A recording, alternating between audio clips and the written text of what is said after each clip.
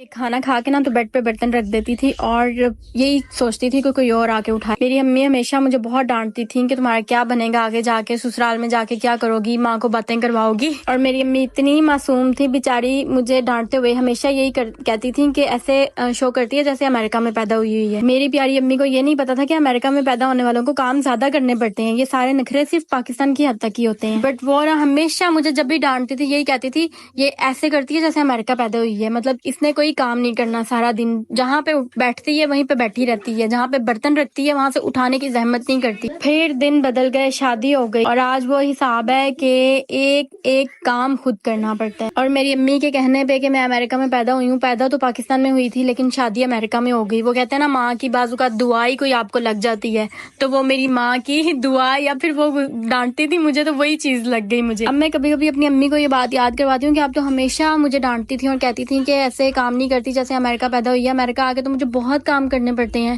تو کہتی مجھے کیا پتا تھا کہ وہاں پہ بہت زیادہ کام کرنا پڑتا ہے۔ میری پیاری اور معصوم سی امی۔ خیر یہاں پہ نا ابھی میں صبح صبح اٹھی تھی اور ساتھ ہی نا مجھے نا واش روم کافی زیادہ گندا نظر آیا کیونکہ کافی دنوں سے میں نے صاف نہیں کیا تھا، 3-4 دن ہو گئے۔ ٹیتھ برش کیے اور ساتھ ہی سوچا کہ یار نیچے چلی گئی نا تو پھر اوپر آنے کا ٹائم ہی نہیں ملنا، سارا دن نیچے اتنے کام ہوتے ہیں کہ سمجھ ہی نہیں آتی کہ ٹائم ہی نہیں ملتا اوپر آنے کا۔ اس لیے ساتھ ہی بچوں کو ٹیتھ برش کروا کے ان کے فیس وغیرہ واش کر کے ان کو نیچے بھیج دیا کہ آپ لوگ جاؤ بابا کے پاس اور میں نا یہ واش روم صاف کر کے آتی ہوں۔ انسان جب کلیننگ کرنا شروع ہو نا تو آگے سے آگے اور سے اور چیزیں نظر آتی ہیں، لائک میں صرف یہ مرر صاف کرنے لگی تھی، پھر مجھے یاد آیا یار یہ باتھ ٹب بھی اتنا گندا ہوا ہے، کافی دنوں سے صاف نہیں کیا ہوا، تو جب شروع ہوئی ہوں تو یہ بھی کر لیتی ہوں۔ میری اس طرح کی عادت ہے کہ پہلے تو میرا کام کرنے کا دل ہی نہیں کرتا، جب میں شروع ہوتی ہوں نا تو پھر میرا ہوتا ہے کہ میں یہ بھی کر لوں وہ بھی کر لوں ایسے بھی کیونکہ بچوں کو نیچے گئے ہوئے نا کوئی 10-15 منٹ ہو گئے تھے اور میرے ہسبینڈ نے مجھے آواز نہیں دی تھی، تو میں نے سوچا کہ سنبھال رہے ہیں بچے تو ٹھیک ہے، میں اوپر سے کلیننگ کر کے ہی جاتی ہوں آرام سے۔ بس زندگی میں سب کچھ ایسے بدل جاتا ہے، لائف میں انسان سوچتا کچھ اور ہے ہوتا کچھ اور ہے۔ میں نے کبھی نہیں سوچا تھا کہ میں جہاں پہ جاؤں گی مجھے بہت کام کرنے کی ضرورت